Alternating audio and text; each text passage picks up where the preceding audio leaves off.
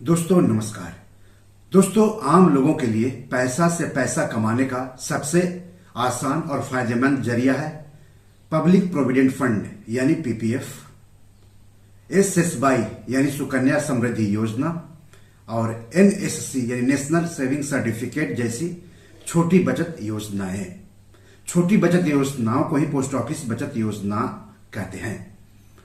तो अगर आप पीपीएफ, एसएसवाई और एनएससी जैसी स्कीम में पैसा लगाते हैं तो आपके लिए जरूरी खबर है।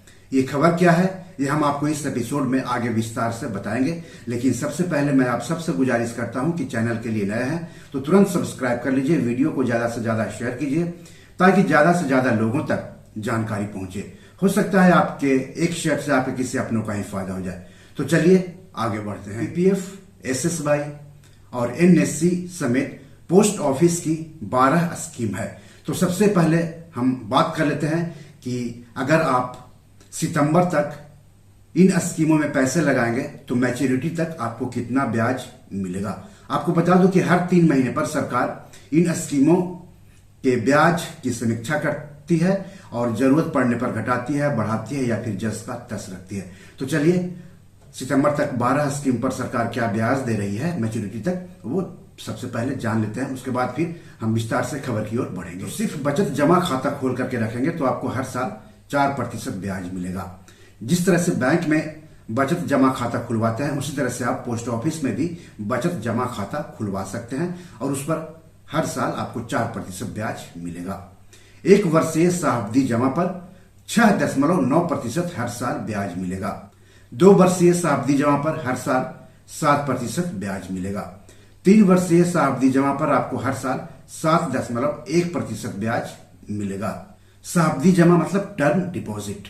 तो बैंक में जिस तरह से एफडी करवाते हैं उसी तरह से आप पोस्ट ऑफिस में भी एफडी करवा सकते हैं, तो उस पर ब्याज दर देता है पोस्ट ऑफिस। 5 वर्षीय सावधि जमा पर मैच्योरिटी तक आपको हर साल 7.5% ब्याज मिलेगा और पुरानी कर व्यवस्था के अनुसार 1.5 लाख रुपए तक अगर आप 5 वर्षीय सावधि जमा में निवेश करेंगे तो आपको टैक्स छूट मिलेगी। 5 वर्षीय आवर्ती जमा यानी रेकरिंग डिपॉजिट में मैच्योरिटी तक आपको हर साल 6.7% ब्याज मिलेगा। वरिष्ठ नागरिक बचत योजना यानी SCSS में आपको मैच्योरिटी तक हर साल 8.2% ब्याज मिलेगा और पुरानी कर व्यवस्था के हिसाब से 1.5 लाख रुपए तक हर साल निवेश करेंगे तो आपको टैक्स छूट मिलेगी। Post office monthly income scheme जिसको कि POMIS कहते हैं या संक्षेप में MIS कहते हैं, यह काफी लोकप्रिय स्कीम है। जो लोग हर महीने अपने पैसों पर ब्याज चाहते हैं वो इसको ज्यादा पसंद करते हैं। तो इसमें अगर आप पैसे लगाएंगे तो मैच्योरिटी तक हर साल आपको 7.4% ब्याज मिलेगा। इसमें मैच्योरिटी 5 साल है। 5 वर्षीय राष्ट्रीय बचत पत्र यानी NSC, इसमें अगर आप पैसे लगाएंगे तो हर साल मैच्योरिटी तक 7.7% ब्याज मिलेगा और इसमें पैसे लगाने पर पुरानी कर व्यवस्था के हिसाब से 1.5 लाख रुपए तक टैक्स छूट आप पा सकते हैं। पीपीएफ पब्लिक प्रोविडेंट फंड में अगर आप पैसे लगाते हैं सितंबर तक तो मैच्योरिटी तक हर साल आपको 7.1% ब्याज मिलेगा और इसमें भी पुरानी कर व्यवस्था के हिसाब से हर साल 1.5 लाख रुपए तक निवेश करके आप टैक्स छूट पा सकते हैं। किसान विकास पत्र यानी KVP, इसमें आप पैसा निवेश करके हर साल मैच्योरिटी तक 7.5% ब्याज पा सकते हैं और 115 महीने में आपका जो पैसा है वो मैच्योर हो जाएगा और डबल भी हो जाएगा। सुकन्या समृद्धि योजना यानी SSY, अगर आप बेटियों के लिए अच्छा खासा पैसा जमा करना चाहते हैं लंबे समय में तो ये स्कीम आपके लिए बहुत ही फायदेमंद है। 10 साल तक की बेटियों के लिए आप इसमें पैसा लगा सकते हैं और 2 बेटियों तक आप पैसा लगा सकते हैं। तो इसमें अगर आप पैसा रखेंगे तो मैच्योरिटी तक हर साल आपको 8.20% ब्याज मिलेगा और इसमें भी पैसा निवेश करके आप पुरानी कर व्यवस्था के हिसाब से हर साल 1.5 लाख रुपए तक टैक्स छूट पा सकते हैं। तो ये तो रही बात की जो पोस्ट ऑफिस की 12 स्कीमें उस पर कितना ब्याज मिलेगा। अगर सितंबर तक आप पैसा लगाते हैं तो मैच्योरिटी तक कितना ब्याज मिलेगा। चलिए अब हम बात कर लेते हैं जिस खबर की बात हम कर रहे थे।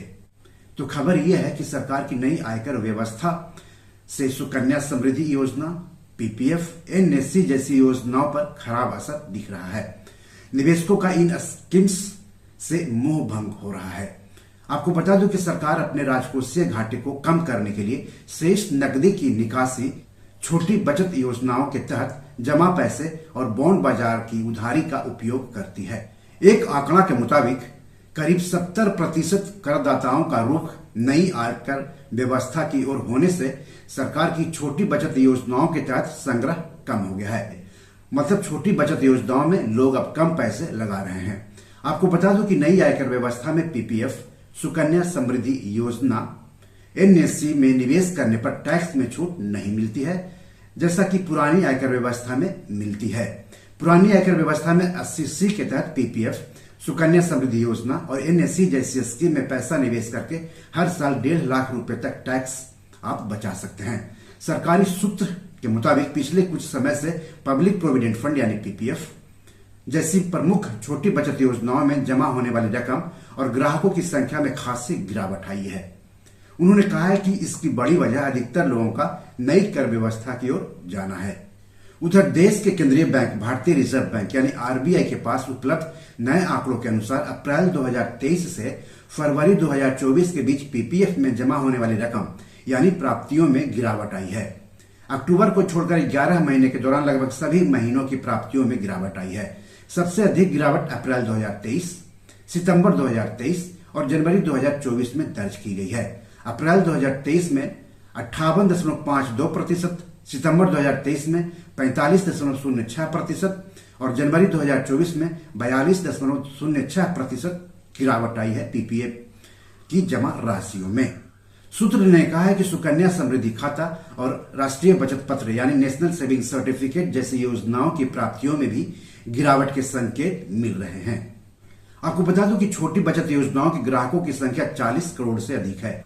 इन योजनाओं में निवेश पर ग्राहकों को कर लाभ मिलता है। इनमें राष्ट्रीय बचत प्रमाण पत्र एनएससी, लोक भविष्य निधि पीपीएफ, किसान विकास पत्र केवीपी और सुकन्या समृद्धि खाता जैसी 12 योजनाएं शामिल है।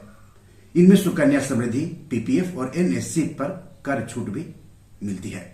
जहां तक वित्त वर्ष 2025 के बजट अनुमान का सवाल है तो राष्ट्रीय छोटी बचत प्राप्तियों के लिए जुलाई के पूर्ण बजट में अनुमान को 50,000 करोड़ रुपए घटाकर 14.20 लाख करोड़ रुपए कर दिया गया, जो अंतरिम बजट में 14.77 लाख करोड़ रुपए था। पीपीएफ के लिए बजट अनुमानों में भी मामूली संशोधन किया गया है। पूर्ण बजट में पीपीएफ प्राप्तियों के अनुमान को मामूली घटाकर 1.77 लाख करोड़ रुपए कर दिया गया, जबकि अंतरिम बजट में यह आंकड़ा 1.79 लाख करोड़ रुपए था। तो दोस्तों, बी योर मनी मैनेजर में आज इतना ही। एपिसोड कैसा लगा हमें जरूर बताइएगा। इस एपिसोड या पैसे से जुड़े कोई सवाल हो तो जरूर पूछिएगा। आगे किस टॉपिक पर वीडियो चाहते हैं हमें बताएंगे तो अच्छा लगेगा। धन्यवाद, नमस्कार।